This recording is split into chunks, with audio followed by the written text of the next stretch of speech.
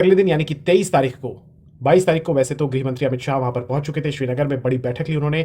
इसके बाद वो पहुंचे ग्राउंड जीरो पर, यानी कि जहां पर यह घटना हुई थी पहलगाम में। उन्होंने इससे पहले वहां पर जो भी लोग जिनकी भी मृत्यु हुई है उन तमाम शवों को श्रद्धांजलि अर्पित की। इसके बाद गृह मंत्री ने अस्पताल में जाकर मुलाकात की। फिर एक बड़ी बैठक होती है सीसीएस की, यानी कि कैबिनेट कमेटी ऑन सिक्योरिटी की, प्रधानमंत्री आवास पर। अध्यक्षता प्रधानमंत्री मोदी खुद करते हैं, जो कि सऊदी अरब से अपने दौरे को छोटा करके वापस लौटे आज सुबह ही।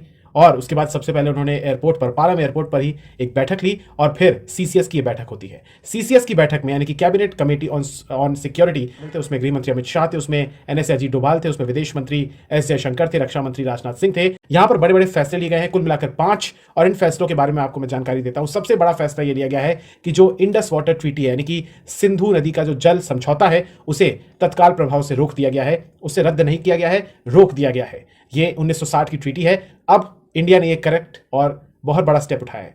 इसके अलावा जो भी पाकिस्तानी यहां पर भारत में हैं, उनके वीजास को रद्द कर दिया जाएगा। 48 घंटे उनको दिए जाएंगे कि वो पाकिस्तानी जो हैं, जो भारत में रह रहे हैं लीगली, उन्हें छोड़ना होगा भारत को। इसके अलावा यहां पर एक और बड़ा ये लिया गया है कि इंटीग्रेटेड चेक पोस्ट जो कि अटारी बॉर्डर है, उसे बंद कर दिया जाएगा।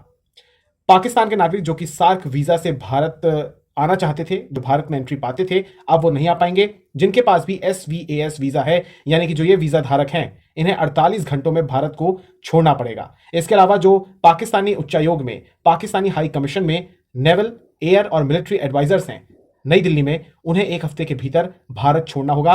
पाकिस्तान में भी जो भारत का हाई कमीशन है इस्लामाबाद में, वहां से भी भारत अपने तमाम, चाहे नेवल हो, चाहे मिलिट्री हो या एयरफोर्स के जो एडवाइजर्स हैं, उनको वापस बुलाएगा।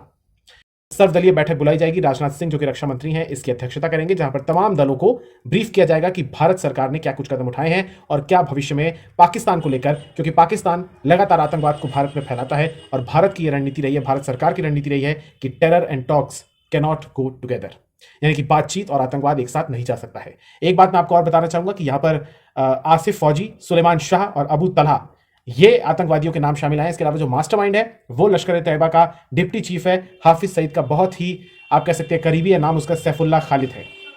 मोहम्मद आदिल और मोहम्मद आसिफ नाम के 2 स्थानीय लोगों ने भी ओवरग्राउंड वर्कर्स बनकर स्लीपर सेल्स की भांति इन आतंकवादियों की मदद की थी रेकी करने में।